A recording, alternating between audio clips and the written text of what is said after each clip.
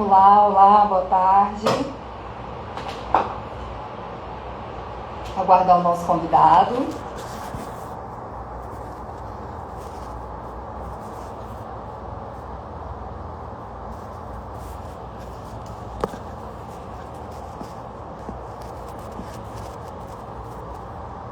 Pessoal do Procon aí entrando. Sejam todos bem-vindos e bem-vindas. Estamos aqui para mais um projeto da Escola Lives.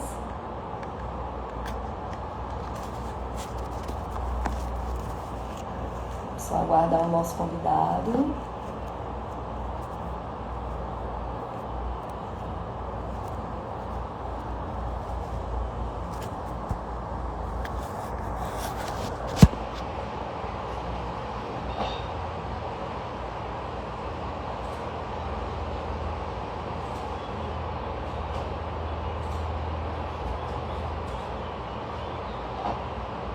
Olá pessoal, boa tarde. Eu sou a Alessandra Rodrigues, sou jornalista da SEAD, né, a Secretaria de Estado da Administração, e hoje nós vamos receber aqui, né, com muito prazer, vamos receber o Gleidson Tomás, que é do Procon Goiás, que vai esclarecer e vai tirar dúvidas de vocês a respeito sobre educação financeira de um modo geral, né, tirando dúvidas aí dos consumidores e dos servidores, para esse bate-papo especial aí sobre educação financeira. Sejam todos bem-vindas e bem-vindos. Vamos só aguardar o Gleidson entrar e a gente já inicia a nossa live de hoje.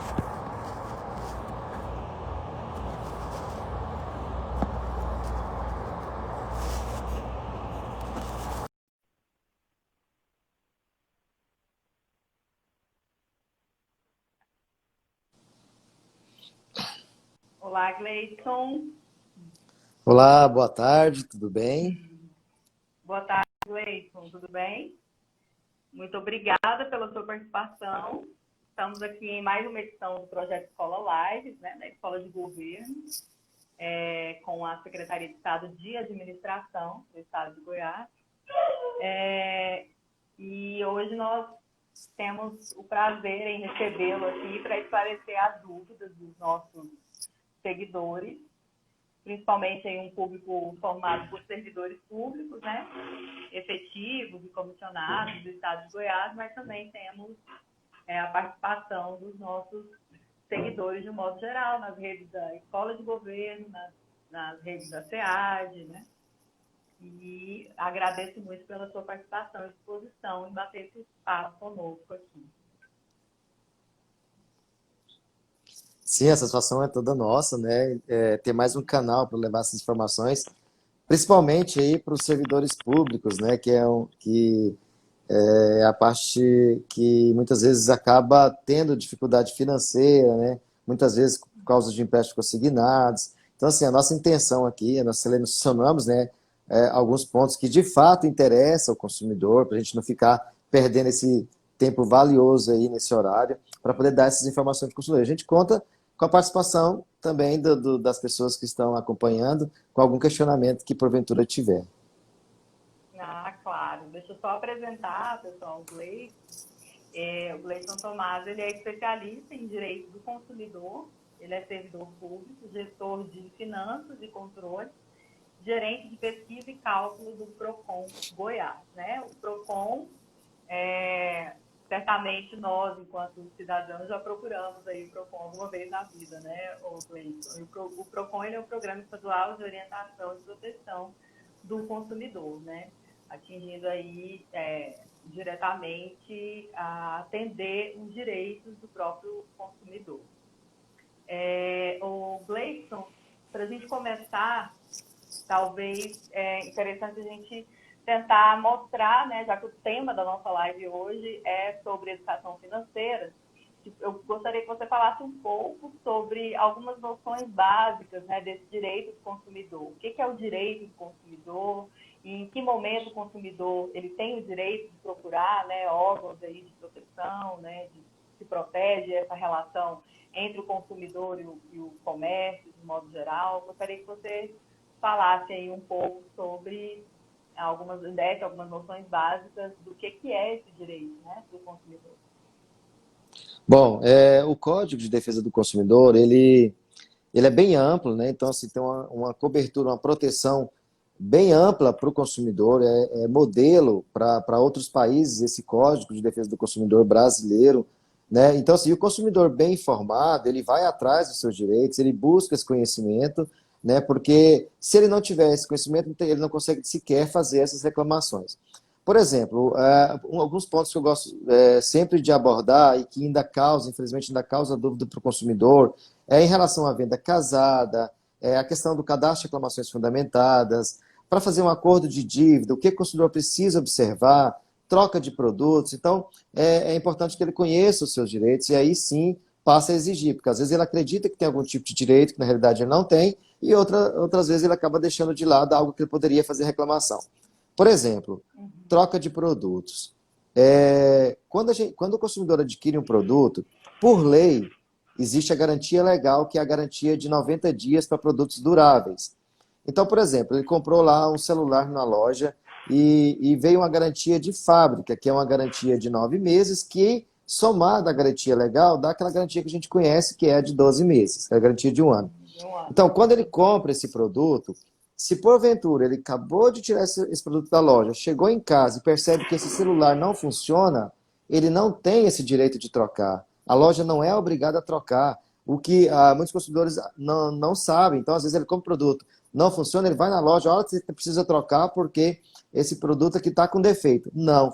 Infelizmente, o que essa garantia prevê para o consumidor... Gleison, assim, por exemplo, tem 7 dias, a gente, né, acredita que tem 7 dias para trocar um produto que está com defeito. Nem com esse prazo a gente tem? Não. Se eu fui lá na loja, eu comprei esse produto, cheguei em casa, ele não funciona, eu tenho que enviar para assistência técnica. Aí sim, a assistência tem um prazo de até 30 dias para solucionar esse problema. Não solucionou, aí sim ele pode pedir um novo produto ou dinheiro de volta corrigido.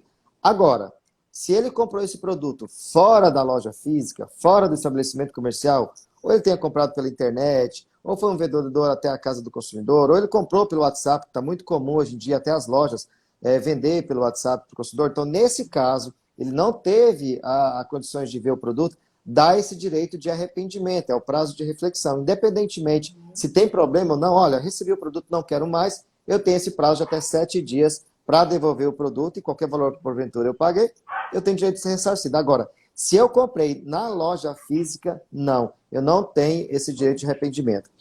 E só ressaltando, recentemente teve um novo entendimento que, nos casos das compras feitas fora do estabelecimento comercial, em se tratando de bebidas, alimentos e medicamentos, não dá essa garantia de 7 dias de reflexão, né? Então, existe essa regra. No caso de peças do vestuário, roupas e calçados, também é importante. Aproveita ali que o vendedor está interessado em vender e convencione com ele essa possibilidade de troca. Porque se chegou, a pessoa que recebeu a roupa não gostou da cor, ou não gostou, ou não serviu, também não tem esse direito de troca. Por isso que tem que ser convencionado com o lojista na hora da compra. Então, isso é muito bom, deixar bem claro. Se for possível, teste o produto na loja. Se não for possível testar ali o aparelho, convencione com ele um prazo, né, para ele, para poder fazer. Também funciona da mesma forma. Sim, toda compra feita fora do estabelecimento comercial dá ao consumidor esse direito de reflexão, de arrependimento dessa compra. Outro cuidado também, que é um direito do consumidor, é em relação à venda casada. Está sendo tão comum o consumidor verificar o preço de um produto lá na loja, na vitrine, e esse produto já está incluso alguma garantia estendida, né? Então, algum seguro. Então, é muito importante, na hora de fazer o pagamento desse produto, verificar se não está tendo pagamento em dois cupons fiscais, digamos assim. Porque ao seguro, porque ele vai ver o pagamento. Por exemplo, aqui são que quem está nos assistindo entenda. Eu vi lá um jogo de jantar no valor de R$200.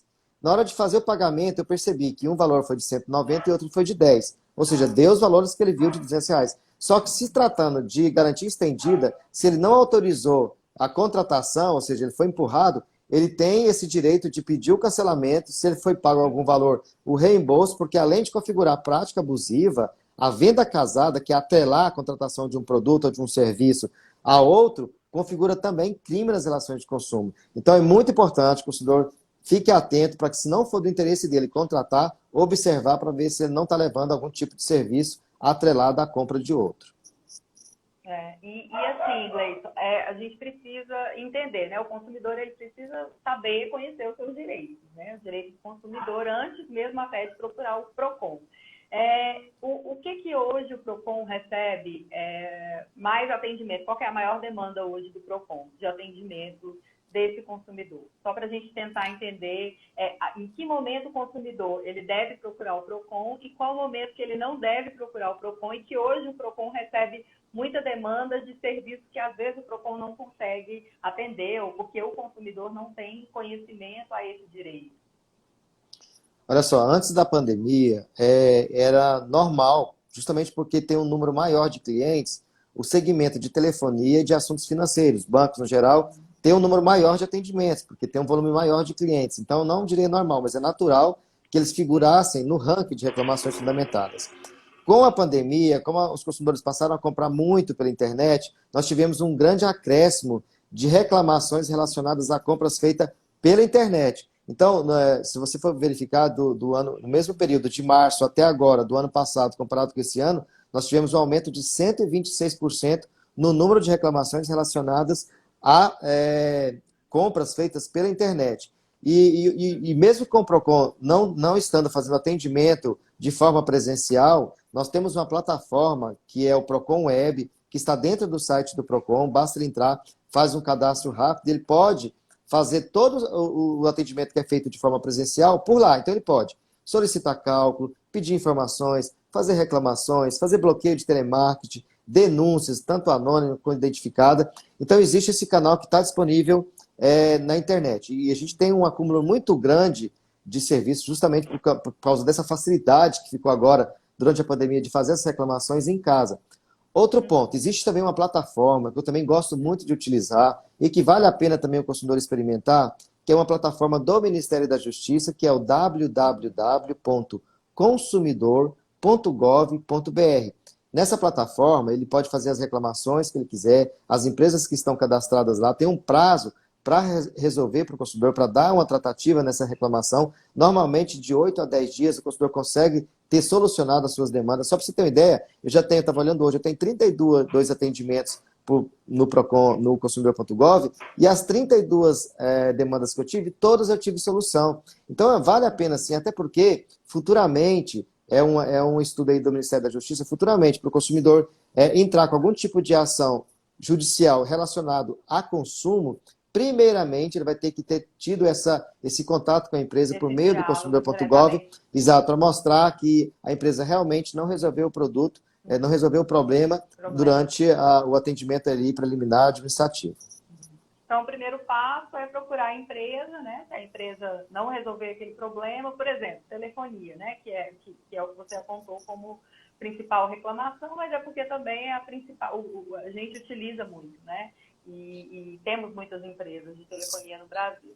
E aí eu procuro, primeiramente, a empresa. Se a empresa não resolver, a operadora não resolver, eu procuro, por exemplo, a agência, a Anatel, né? Eu faço uma reclamação direto na Anatel. Se a Anatel não resolver, eu posso procurar o PROCON, é isso? A nossa exigência aqui é que o consumidor tenha procurado pelo menos o fornecedor, não necessariamente as agências reguladoras. Então, ou seja, porque a gente precisa ele mostrar que realmente ele tentou entrar em contato com a empresa não solucionou. Então, a gente pede um protocolo, tanto para fazer os atendimentos presenciais, como no atendimento do PROCON Web, e também no consumidor.gov ele pergunta se o consumidor entrou em contato e qual foi a resposta dessa empresa. Então, o primeiro passo é esse, procurar o fornecedor. Se ele não teve a sua resposta, a seu atendimento satisfeito, ele pode fazer essas reclamações em qualquer plataforma, tanto do PROCON Web, como também do consumidor.gov. Ótimo, ótimo. Eu tenho que já, vou colocar uma participação, vou mesclar entre as nossas perguntas e a participação de quem está nos acompanhando aqui, dos nossos seguidores, Ok. né? A Flávia, ela pergunta o seguinte: se o produto vai para assistência técnica, por mais tempo que o consumidor, por quanto tempo mais o consumidor tem para utilizar? Qual seria a garantia pós-assistência técnica, né? É a primeira pergunta. Ela falou, pelo menos aumenta o prazo da garantia, porque a garantia de 1 ano, o produto fica no vai e volta da assistência, né? Durante esse 1 ano. Depois de passado esse 1 ano, se ele vai para uma assistência técnica, qual que é o prazo legal aí da assistência técnica que ela tem de dar essa garantia para o consumidor?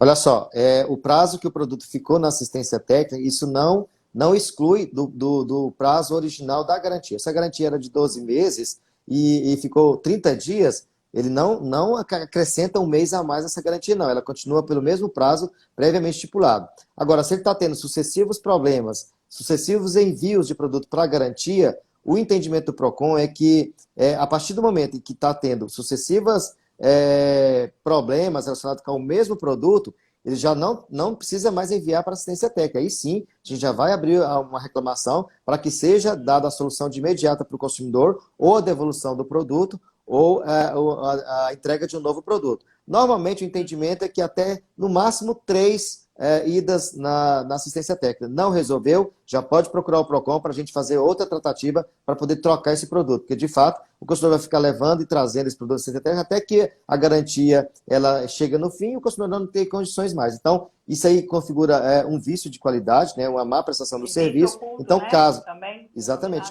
Exatamente. Então, caso o consumidor esteja nessa situação, claro, isso aí pode causar, inclusive, danos até morais. A gente não sabe que tipo de produto que é esse, que está tendo esses sucessivos problemas. Então, ele não só pode, como ele deve procurar a gente para poder já pedir essa devolução do dinheiro pago ou a troca do produto.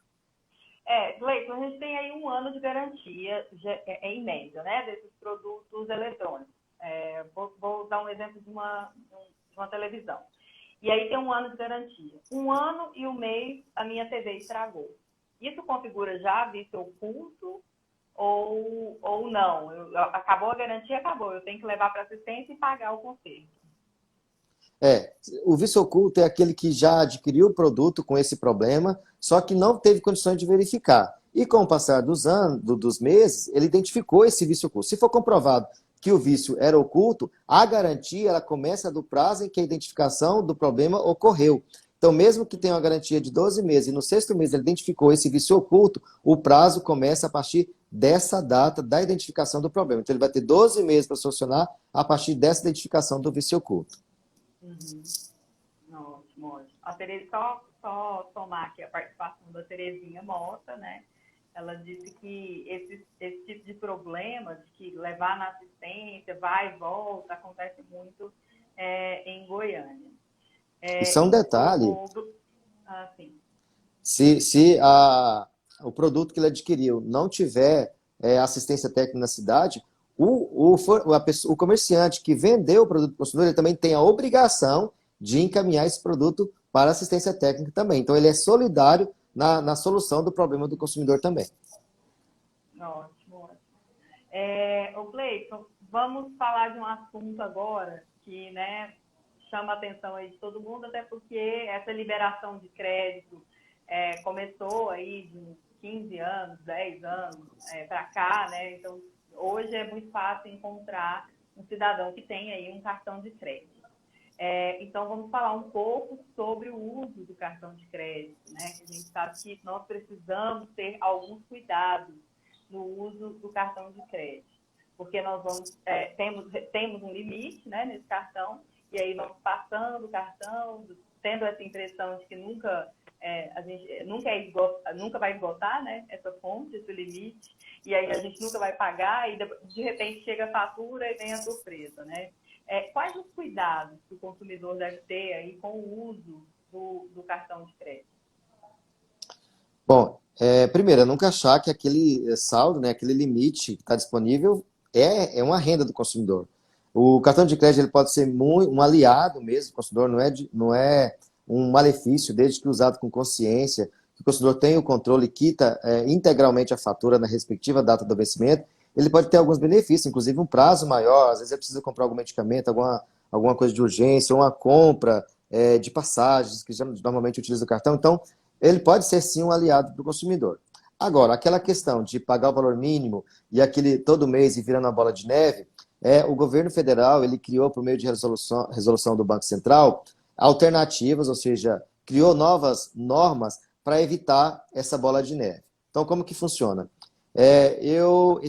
O mês passado, a minha fatura veio no valor de R$1.000 e o valor mínimo de R$200. eu paguei o valor de 200. Ou eu paguei um valor maior que R$ 200, mas não quitei a minha fatura total. No próximo mês, ou seja, a minha fatura que já chegou agora nesse mês, eu sou obrigado a quitar ela integralmente. Às vezes o consumidor não sabe disso. E se eu não quitar essa parcela integralmente com recursos próprios, eu também sou obrigado a optar por um daqueles parcelamentos que veio na fatura. Se eu não paguei com recursos próprios, nem optei por nenhum daquele parcelamento, o que vai acontecer quando vier a próxima fatura? Já vai vir implantado um parcelamento. E aí a hora do consumidor falar o seguinte, uai, eu não autorizei nenhum parcelamento, esse parcelamento foi unilateral, está ilegal de forma alguma. A resolução deixa bem claro que se o consumidor não quitar e nem fizer um parcelamento, a administradora do cartão ela é obrigada a implantar um parcelamento. Por quê? Porque ele vai deixar de pagar aqueles encargos de 14%, 15% do rotativo e vai pagar um juro de parcelamento menor. Normalmente é alto, em torno de 8%, 9%. Mas é bem inferior do que aqueles 14%, 15%. E aí o consumidor chega, faz a reclamação junto ao PROCON, eu não pedi isso e foi implantado. Aí você tem que explicar para o consumidor que funciona dessa forma. E no outro mês, se ele não pagar novamente, vai ter um novo parcelamento. Tem casos aí de cartão que a gente já viu aqui no PROCON que tem 10, 15 parcelamentos. Então, ou seja, vai virando aquela bola de neve também. Então, se o consumidor recebeu essa fatura, tem esse parcelamento, ele não queria esse parcelamento, o que ele tem que fazer é pedir a antecipação dessas parcelas futuras e fazer o pagamento integral da sua fatura. Porque aí todo o juro que foi cobrado nas parcelas futuras vai estar ali disponível, vai estar sendo abatido para o consumidor. Então, assim, são vários mecanismos que o governo federal hoje está fazendo, não só federal, estadual, para poder evitar o endividamento, até o superendividamento, né, que é a situação que as despesas já superam a receita. Outro ponto que foi feito para evitar justamente o endividamento. Por exemplo, o consumidor ele tem um bom comprovante de renda, ele paga as suas contas em dia, rigorosamente em dia, pontualmente, ele está com o nome limpo, não tem nenhuma restrição, e aí ele foi comprar um celular na loja e a informação, olha, não foi aprovado o seu crédito. Aí vai querer saber por quê. Olha, a resposta que ele vai ter é o seguinte, a análise interna não aprovou. Por que isso acontece? Hoje existe um sistema que chama SCR, é um cadastro de Sistema de Informação de Crédito do Banco Central. Então, antigamente, isso já existia há muito tempo, só que antigamente, todo volume de contratação acima de R$ 50.000 era incluído nesse cadastro. Com o passar dos anos, esse valor foi caindo, caiu para 10 mil, para 5 mil, para R$ 1.000, hoje é R$ 200. Então, se qualquer transação que eu fizer acima de R$ 200, vai para esse banco de dados. Então, por exemplo, eu tenho uma fatura de R$ 200, consta lá essa informação. Eu tenho uma parcela de um financiamento de um veículo de R$ 500, consta lá essa informação. Eu tenho um empréstimo aí de R$ 600, consta lá essa informação. Então, na hora que a empresa vai analisar o crédito, ele já sabe qual é o comprometimento que esse consumidor já tem com outros serviços, com outras compras. Então, ele avalia, olha, de acordo com a renda do consumidor, a capacidade dele de assumir novos compromissos já está no limite. Então, eu não posso mais conceder o crédito, mesmo ele tendo uma boa renda, tal, paga tudo certinho, porque corre o risco de eu conceder mais um crédito para ele e aí sim ele descontrolar. E outra coisa, essa empresa não só pode, como ela deve negar o crédito, porque se ela tem condições de avaliar e ela avaliou e ainda assim concedeu, nós já vimos decisões que prevê que o consumidor só tem que pagar o principal porque a empresa concedeu de forma irresponsável o crédito para o consumidor. E o consumidor às vezes pode ficar achando ruim, nossa, eu pago minhas contas em dias e não me vendeu, mas no futuro, depois de alguns meses, vai perceber que aquela negativa fez bem para ele, porque ele mantivesse a sua saúde financeira aí, de melhor qualidade. Mantivesse as contas em dias aí, né?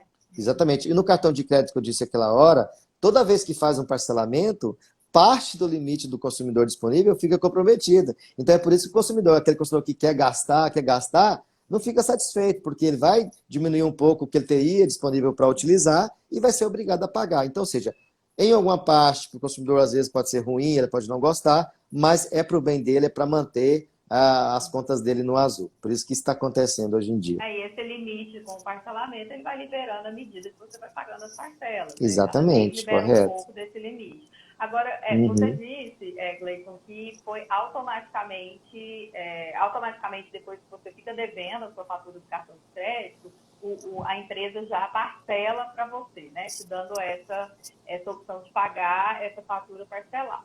Quanto tempo que isso demora? Minha fatura venceu dia 1º de outubro. E eu não paguei a fatura. daqui quanto tempo que a empresa já automaticamente parcela a fatura? Já na próxima, que vem no Já dia na 1º próxima. de novembro, por exemplo? Isso, é Ah, tá. 30 dias só que ele pode ficar no rotativo. Eu só posso usar meu rotativo por 30 dias. Depois de 30 dias, eu já sou obrigado a quitar minha fatura integral. Certo, certo. E aí vamos falar E, de crédito hoje, sim? Pode falar. e essa procura, e tem a ver também com crédito, que você ia citar. Então, por exemplo, hoje em dia, esse controle, esse sistema de informação de crédito, ele é gerado em forma de pontos também. Então, por exemplo, o consumidor hoje em dia, que antes isso só era acessível a empresas, a instituições financeiras que iam analisar o crédito, hoje não, hoje o próprio consumidor tem condição de saber. Ele pode acessar o site www.serasascore.com.br, ele vai fazer um cadastro ali rapidinho, tal, vai vir uma senha para o celular dele, e lá ele vai medir, é um termômetro. Esse termômetro vai de 0 a 1000. Então, de Esse acordo score com... é aquele que quando é verde, quanto mais azul, né? Eu acho que quanto mais azul, melhor o consumidor é mais bem avaliado e ele tem condições de Exato. fazer financiamento de um automóvel, por exemplo, né? Isso. Quando ele fizer esse cadastro e acessar lá o score, já vai vir um velocímetro. Então, se esse velocímetro estiver entre 0 e 300, ele pode ser considerado um mau pagador. Dificilmente ele vai conseguir o crédito. De 300 até 700, o risco dele é médio, vai depender da empresa se confia ou não para conceder. E acima de 700, aí sim, ele vai ter muita facilidade para conceder o crédito, porque ele tem capacidade para assumir novos compromissos. Então, o próprio consumidor, ele pode ver qual a pontuação. Inclusive, ele vai dar lá a média de pontuação para as pessoas que têm na faixa de idade dele, ele vai dar a média de pontuação para aquelas pessoas que moram no CEP da rua dele. Então, ou seja, tem um comparativo para você ver, será que eu estou junto com a média geral, eu estou ruim ou eu estou melhor? Então, dá para ter, inclusive, esse tipo de parâmetro.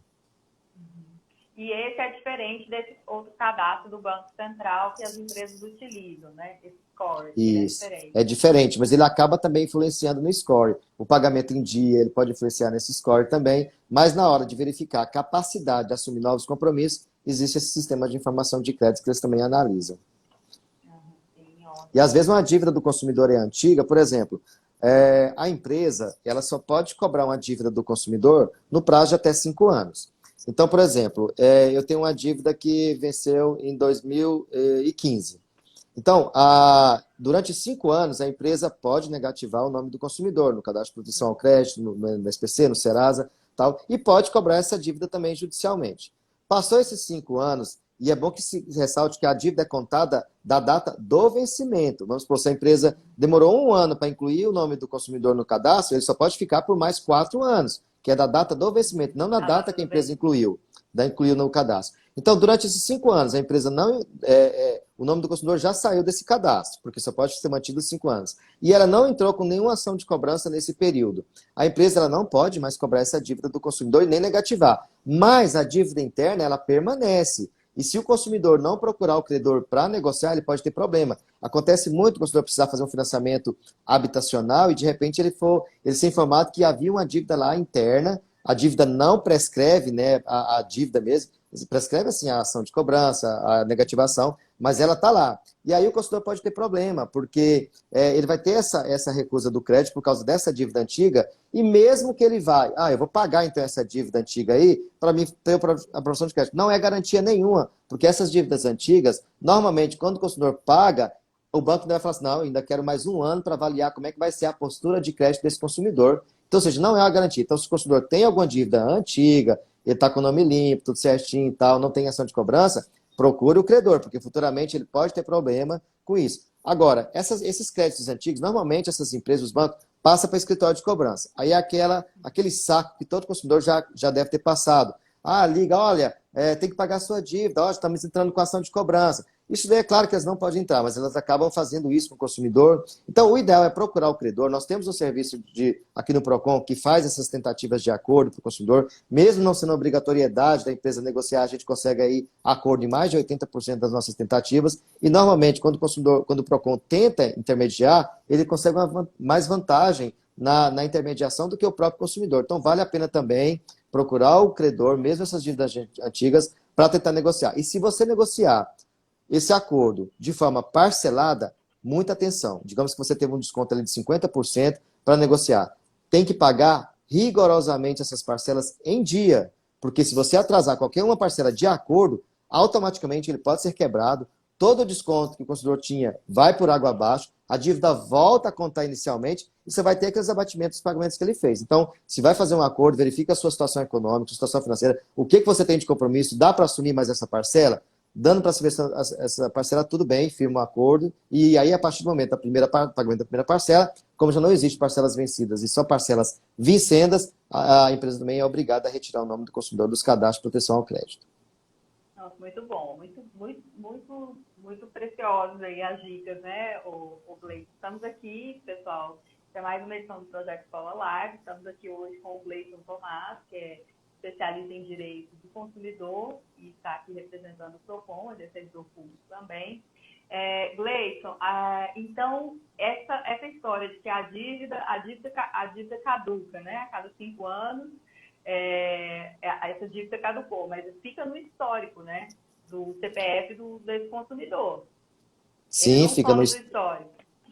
Exatamente, a dívida interna ela Porque, permanece. às vezes a gente tem dificuldade, mesmo depois dessa dívida tendo sido caducada, né, que é uma expressão muito comum que o consumidor utiliza, mesmo depois desses 5 anos, a gente vai tentar fazer uma operação aí, conseguir um crédito, e às vezes não consegue esse crédito porque ainda não quitou essa dívida que a gente tinha a percepção que ela acabava. A dívida ela continua e fica nesse histórico do CPF, né, do consumidor.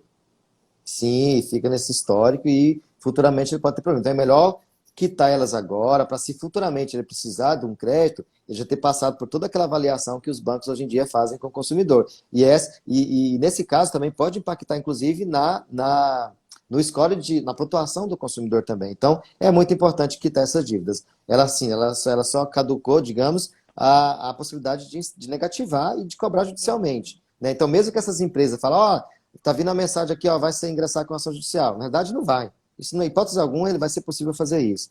Aí, a partir do momento que ele negociou a dívida, aí sim, ela voltou ao estágio inicial, começa do zero. Se ele não pagar, aí sim pode negativar novamente, pode entrar com ação de cobrança. Tá, então o consumidor, ele quitou as suas dívidas, né? Agora ele está com o CPF limpo, está com o nome limpo.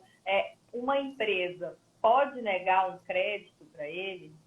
A empresa tem esse direito de negar esse crédito ao analisar esse histórico, né? Porque existem aí essas ferramentas de pesquisa do CPF do próprio consumidor, com essas pontuações, mas a empresa, legalmente, ela pode negar um crédito para um consumidor que já quitou sua dívida, que já está com o nome limpo, que já está com tudo certo? Olha só, a empresa está interessada em vender. Então, para ela, é muito interessante vender. Então, se ela negou o crédito para o consumidor, é porque realmente ela corre esse risco de não receber por aquele produto ou por aquele serviço que foi ofertado. Ela não só pode, como ela deve se negar o crédito. Então, como ela tem acesso ao sistema de informação de crédito, ele já sabe quais os compromissos que o consumidor tem condições de analisar a pontuação do consumidor, então ela entender que, de fato, há um risco, ela pode se negar. Ela é assim, então o consumidor, ele tem o direito de saber qual o motivo da negativa? Tem sim, mas normalmente as informações é aquele padrão, olha, a análise interna não autorizou, então a empresa pode sim negar o crédito para o consumidor. Mesmo ele estando com o nome limpo, mesmo ele tendo comprovante de renda. Tá certo. Mas só para a gente fechar esse assunto de dívida, de crédito, mas na minha percepção, Gleison, é que quando o consumidor, por exemplo, nós estamos passando um período de pandemia, né? Como que está funcionando essas operações de crédito? Nós tivemos várias medidas, até do próprio governo de Goiás, governo federal, aí, né, para poder ampliar o prazo de pagamento de dívidas, principalmente de contas de luz, de água. Como que está hoje essa relação do consumidor nesse período de pandemia? Ele tem mais prazo mesmo? Conta ponto para ele? Se ele não pagar, ele vai ser negativado mesmo assim, mesmo a gente passando por um momento como esse, né, de pandemia, de desemprego? Olha só, isso não é uma obrigatoriedade, isso é uma liberalidade dos bancos. Alguns bancos estão postergando algumas parcelas, 3 parcelas, 2 parcelas, alguns bancos não estão postergando nenhuma. Então fica a critério do consumidor.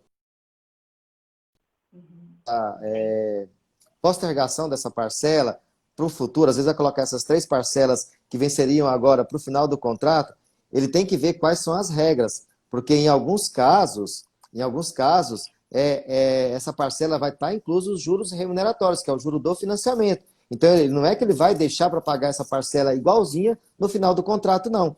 Esses 3 meses vai ser incluído aqueles juros remuneratórios, que é o juro do financiamento, no final do contrato. Então, ele tem que verificar, na hora de pedir essa possibilidade para o banco, analisar quais são as regras, se esse valor vai impactar ou não no valor final da parcela. Então, tudo isso tem que ser levado em conta. Agora, não é obrigatoriedade. Nenhum banco é obrigado a fazer isso para o consumidor, não. Então, segue normalmente. Alguns bancos, a Caixa, você pode postergar 3 parcelas, o Banco Itaú também. Então, o consultor tem que, na hora de fazer esse contrato, essa solicitação, verificar quais são as condições, se vai ou não incidir juros. Se for incidido juros, essa informação tem que ser bem clara para o consumidor, para que ele não possa ser enganado e repassar essas parcelas para o momento futuro. Então, antes de fechar aí qualquer contrato de financiamento, de liberação de crédito, de qualquer relação aí entre o consumidor e essa empresa, é ler o contrato, né, e conhecer essas regras de relacionamento com a própria empresa, né, Rubens? Exatamente. Então, vamos falar agora, partir para um outro tema aqui, dicas de economia, né? Qual que é a importância hoje da gente ter tudo anotado, ter tudo no papel? O que eu gasto, o que eu ganho, o que eu gasto? Eu gostaria que você desse umas dicas para os nossos seguidores aí sobre como que a gente pode economizar, principalmente agora, né? Nós passamos por um período único na história da humanidade. Estamos vivendo aí uma pandemia inesperada. Muita gente ficou desempregada e aí agora abriu-se os olhos para a própria economia doméstica, né? Então vamos economizar porque a gente não sabe o que isso pode acontecer, né? Muita gente ficou desempregada, ficou sem pagar as contas. E qual seria a sua dica, as suas dicas principais aí sobre essa economia, esse controle financeiro doméstico? Bom, parece assim tão óbvio, né? Olha, se você colocar no papel, fica mais fácil de controlar. Todo mundo já ouviu isso, mas pouca gente coloca isso daí em prática, né? E não é nada complicado para fazer esse controle do orçamento doméstico, não. Não precisa ser no computador, não precisa ser planilha toda informatizada. Um pedaço de papel mesmo, ele pode colocar aquelas despesas fixas. Então, ele sabe que tem a conta de água, tem a conta de energia, tem a conta do celular, tem o supermercado, a previsão de gasto do supermercado. Minha previsão é R$ 200, R$ 300. Então, todas as despesas, é bom que ele discrimine mensalmente, todas mesmo. Inclusive, saiu de casa, teve algum gasto extra, chega em casa, já anota esse valor. Só assim ele tem aquela noção real das despesas do mês, para não ter aquela sensação de, eu saí com R$ 50 de casa, voltei com 10, o que será que eu gastei? Sabe, tem aquela dúvida, o dinheiro foi embora, assim. E quando ele coloca tudo isso na ponta do lápis, dá aquela visão ampla das suas despesas. Se precisar ter alguma redução na conta de energia, ele já vai saber, uma redução qualquer, já vai saber onde vai ser essa redução, né? A família toda já vai contribuir para essa redução, até mesmo no supermercado, se ele já tem essa previsão que só pode gastar R$ 300 no supermercado, então assim, eu já vou colocar aqueles produtos que realmente eu vou precisar, e aí eu sei quanto que sobra para aqueles produtos que poderiam ser cortados, então eu não vou extrapolar, né? Então tudo isso tem que ser observado. Então, faça a experiência, um mês só. Se achar que não foi interessante essa experiência, pode abandonar, mas eu duvido, eu tenho certeza que ele vai manter. É igual, por exemplo, eu fiz até umas continhas aqui ontem. Por exemplo, se o consumidor gasta R$ 5 de café da manhã, eu coloquei um valor pequeno, R$ 5 de café da manhã, e R$ 15 de refeição, de almoço. Nesse mês de outubro, nos 27 dias de outubro, o consumidor vai ter um gasto aí de R$ 540 só com essas despesas. Se for um trabalhador assalariado, isso representa 51% da sua renda. Então, ou seja, sem colocar na ponta do lápis, só com alimentação. Café da manhã sem e almoço. Exatamente, sem colocar na ponta do lápis, ele não vai ter essa noção, esse impacto que está ocasionando. Então é muito importante e procurar todas as alternativas para economizar. Promoção de hortifruti é interessante? Sim, é interessante. O consumidor consegue preços atrativos. Porém, ele tem que ter cuidado com uma jogadinha. Nós já fizemos pesquisa de preços aqui, que nós visitamos em 2 momentos, em dia de promoção e em dia de não promoção. O que acontece? No dia de promoção, aqueles produtos que não estão anunciados, eles estão mais caros do que em dia normal. Então, muito cuidado. Pode economizar? Pode sim, mas prioriza aqueles produtos que estão anunciados. Outro ponto que também pode economizar é na conta corrente. Hoje em dia, o consumidor vai abrir uma conta corrente, ele só é informado o seguinte: olha, a sua tarifa de manutenção da sua conta vai ser X, que é aquela cesta de serviço, né? Só que eles falam tarifa de manutenção para dar aquela informação para o consumidor de que aquilo, aquela sensação de que aquilo é obrigado.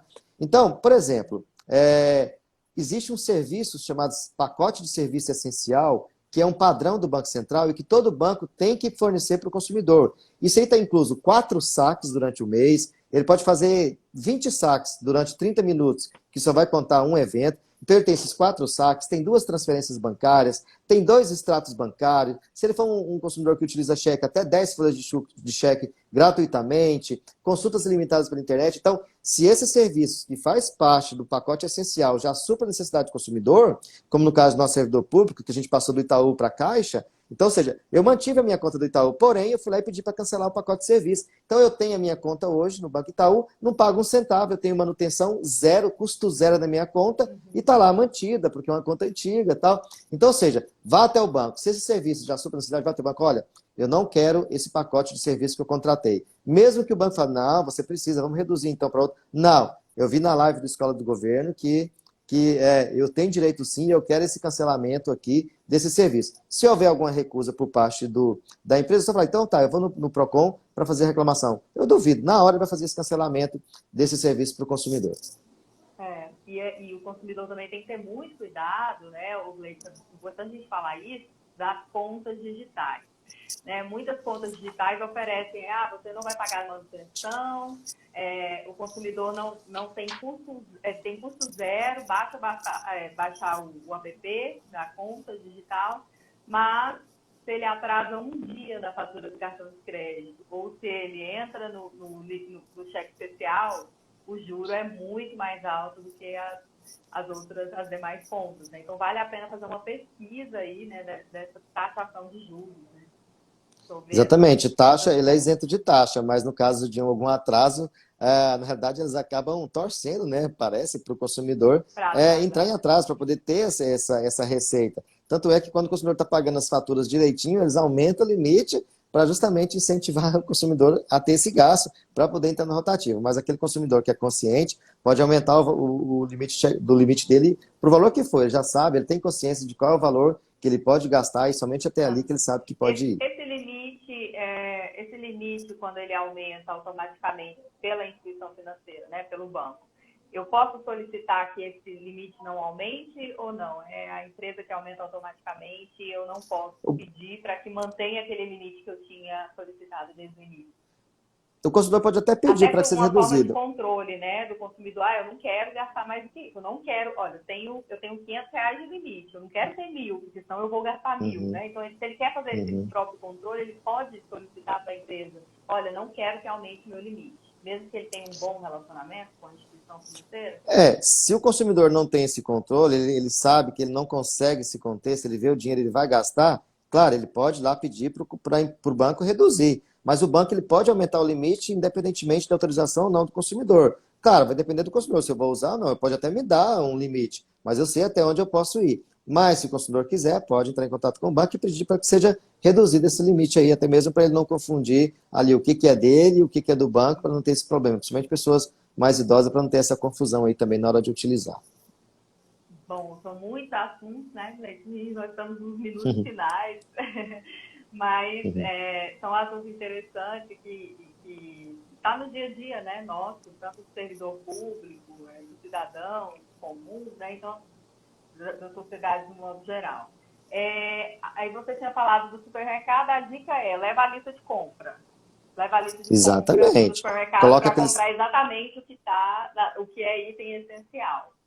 E coloca em primeiro lugar aqueles itens que não pode faltar e em seguida os que poderia cortar. Então aí com a ajudinha da calculadora do celular, à medida que vai colocando os produtos no carrinho, ele já sabe quanto que sobrou depois que comprou os essenciais para poder comprar os outros. Dessa forma não tem perigo, ele não vai ultrapassar aí o valor que previamente ele estipulou para gastos com esses produtos aí. Outra economia também que o consumidor... economia não, cuidado que tem que ter com relação também aos parcelamentos. Parcelamento a longo prazo, isso não existe. Tira isso da cabeça. Qualquer produto que você viu ali na loja, olha, 10 vezes sem juros. Não existe. Nós fizemos no Dia dos Pais essa simulação, uma lavadora, estava sendo vendido em 10 vezes de R$ 45, R$ 450 o produto, nós encontramos esse mesmo produto por 379. Então, ou seja, o juro está embutido. Então, se foi atraído por causa desse parcelamento sem juros, faça uma pesquisa em outra loja, ou mesmo no celular, você vai ver qual que é o valor real desse produto. Evitar também parcelamento a longo prazo. O ideal é, claro, comprar sempre à vista, ter algum descontinho, mas evitar um parcelamento a longo prazo, porque aquela parcela que hoje cabe no meu bolso, pode ser que daqui 4 meses, 5 meses, a minha situação econômica mudou e eu já não consigo arcar. E é difícil o consumidor que na hora de contratar um produto, comprar um produto, vai olhar no contrato quais são os encargos de atraso. E os encargos de atraso hoje, principalmente serviços financeiros, ele é cobrado não só o juro moratório, mas a multa, mas aquele mesmo juro remuneratório que foi financiado também entra nos encargos de atraso. Então, o custo final é muito grande. Então, evitar parcelamento a longo prazo. Se for necessário o parcelamento, procura aí a menor quantidade possível aí para poder fazer esse parcelamento. Outro ponto também que vai só até as 15 horas, né, a live? Não, porque eu queria falar dos encargos, assim, só tirar uma dúvida. Quando que eu sei que esses encargos, esses juros são abusivos? Qual que é o máximo, o limite máximo que uma instituição pode cobrar aí desse consumidor? Muito importante. É abusivo ou não é abusivo? Tá, isso é muito importante. Porque às vezes o consumidor fala o seguinte, eu comprei um carro, meu juro está abusivo, eu fiz um empréstimo abusivo. Mas com que parâmetro ele está falando que isso é abusivo ou não? Então, hoje em dia, existe uma taxa média para todas as modalidades de crédito.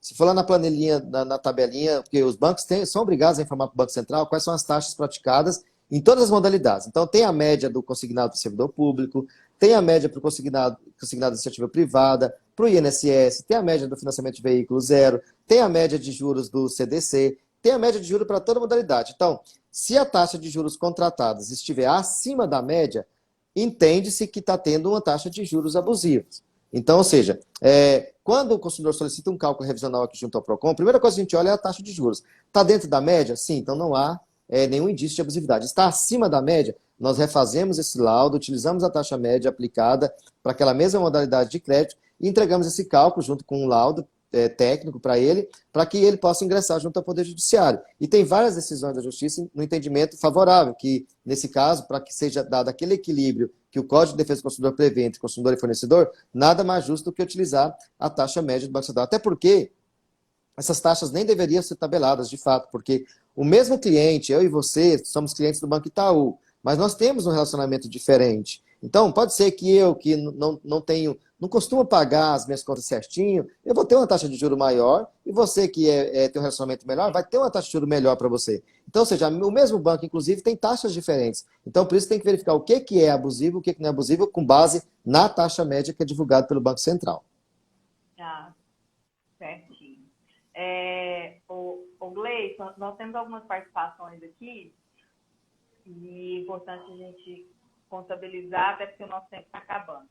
Gil Luz, ele pergunta o seguinte: se ele for ao Itaú, né, se ele for à sua empresa bancária, instituição, que ele tem relacionamento, e pedir para que isente ele de todas as taxas, é possível?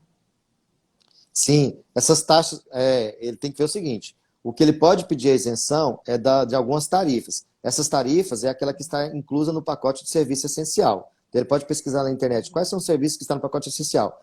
Então, ali, aquela taxa... manutenção da conta. Isso. Então, ele pode pedir, olha, eu quero o Isso. cancelamento da minha taxa de manutenção. Aí, se ele fizer até 4 saques por mês, 2 transferências, 2 extratos, ele não vai pagar nada por esse serviço, então ele vai ter custo zero. E mesmo que ele faça, por exemplo, um TED, muitas vezes ele pagar por esse serviço individual ainda pode ser mais vantajoso do que contratar aquele pacote para ele. Então, ele tem que verificar qual que é a movimentação que ele tem durante o mês, dependendo da movimentação. Se for uma movimentação grande, mesmo assim, se ele precisar contratar esse pacote de serviço, verifique um pacote que esteja mais adequado à sua realidade. Ou se ele tem um volume muito pequeno, pode ir até o banco sim, pedir o cancelamento, o banco é obrigado a atender o pedido do consumidor e fazer o cancelamento desse pacote de serviço. Esclarecida aí, né, Gil? Roberta Costa, obrigado aí pela mensagem. A Marilei aqui também, te dando parabéns. Não, eu estou lendo aqui mais uma do Gil. Sim.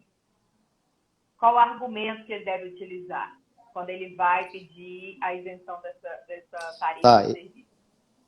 Ele pode mostrar que ele é muito bem informado. Ele pode dizer o seguinte, olha, os serviços essenciais, que é aquele pacote que o Banco Central isenta de pagamento, aquele pacote que é gratuito, que é os serviços essenciais, ele para mim já supre minha necessidade. Então eu quero cancelar esse pacote de serviço que eu tenho junto ao banco. Simplesmente fala Mas isso. tem que se atentar se realmente ele utiliza só o essencial mesmo, né? Isso. Porque às vezes ele tem uma movimentação muito pequena que não faz sentido ele ter esse pagamento dessa taxa, às vezes R$ 21, R$ 41.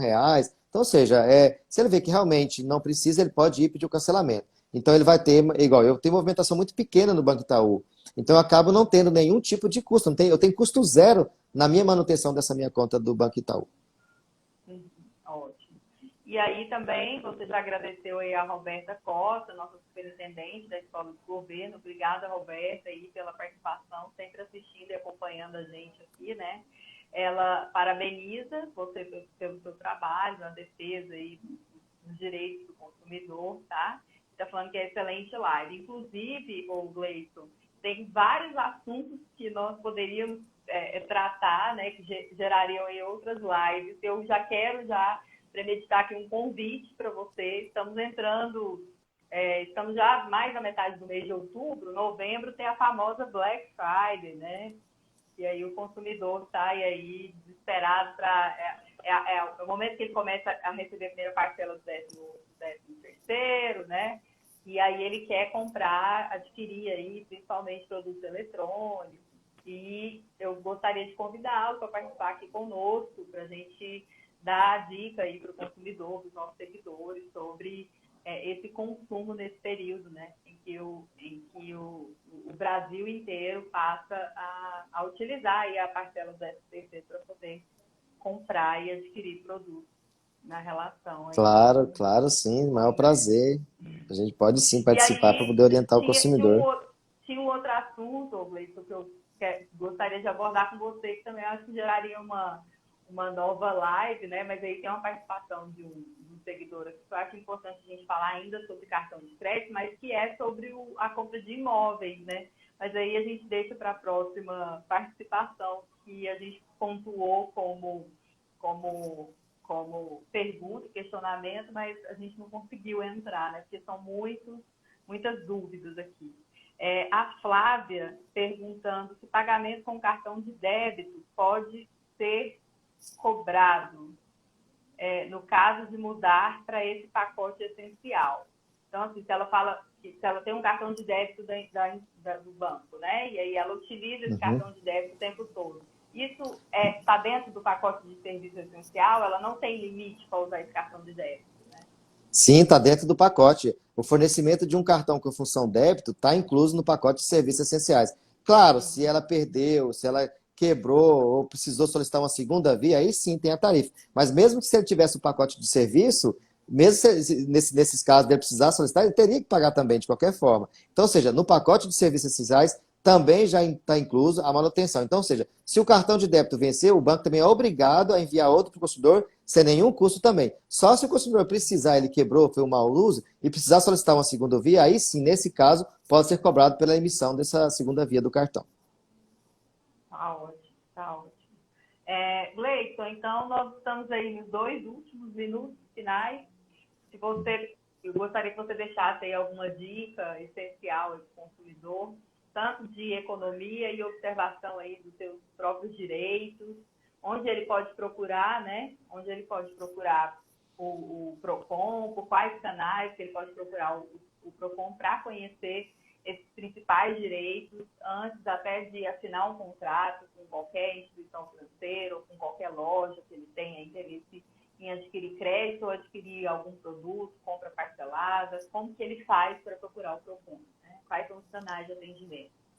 Ok. Como eu disse, então, todo o atendimento que é feito de forma presencial está disponível na plataforma do PROCON Web.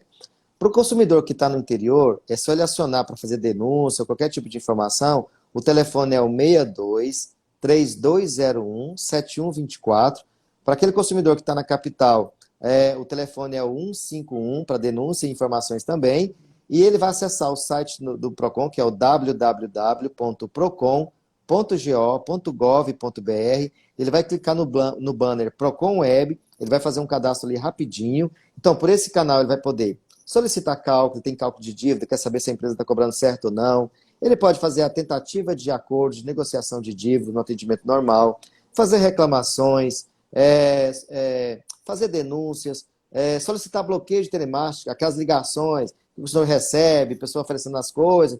A cada CPF pode bloquear até 3 números de celular que esteja no seu nome. Então, a partir do momento que ele entrou no site do Procon, cadastrou o número dele, todas as empresas, no prazo de até 30 dias, têm que ter acesso a esse cadastro, e a partir de 30 dias, não pode mais importunar esse consumidor que cadastrou. Então, é um leque de serviços que está disponível na plataforma do Procon Web. É bom destacar também que existe a plataforma do consumidor.gov, vale a pena também utilizar desse serviço, é do Ministério da Justiça, todos os atendimentos feitos por lá também vai para o mesmo banco de dados que as reclamações do Procon, ou seja, para o Sistema Nacional de Defesa do Consumidor, que é o SINDEC. Então, vale a pena fazer essas tentativas. Não deixe de reclamar. Tenha a comodidade de fazer essas reclamações dentro de casa. Mesmo se você estiver na dúvida se tem ou não esse direito, faça essa reclamação. Mesmo que você não tenha esse direito, o Procon vai responder para você, explicando por que não tem direito, qual que é o fundamento. Então, a gente tem a maior satisfação de atender esse consumidor, dar um respaldo para ele. É claro, tem algumas coisas que não é relação de consumo, mas mesmo assim a gente ainda tenta orientar e direcionar esse consumidor para tentar solucionar o seu problema. Ótimo, ótimo. Então, muito obrigada pela sua participação, viu, Gleison? Muito obrigada mesmo pela disposição do seu tempo, aqui, 1 hora, batendo um papo sobre interesse aí do consumidor. Pessoal, muito obrigada pela participação, por acompanhar a gente aqui, e acompanhe sempre o Instagram da Escola de Governo, e essa live vai ficar salva no nosso canal do YouTube, Escola de Governo de Goiás. Tá bom? Muito obrigada mais uma vez, Gleison. Eu que agradeço. Tchau para Até vocês. mais. Tchau, tchau.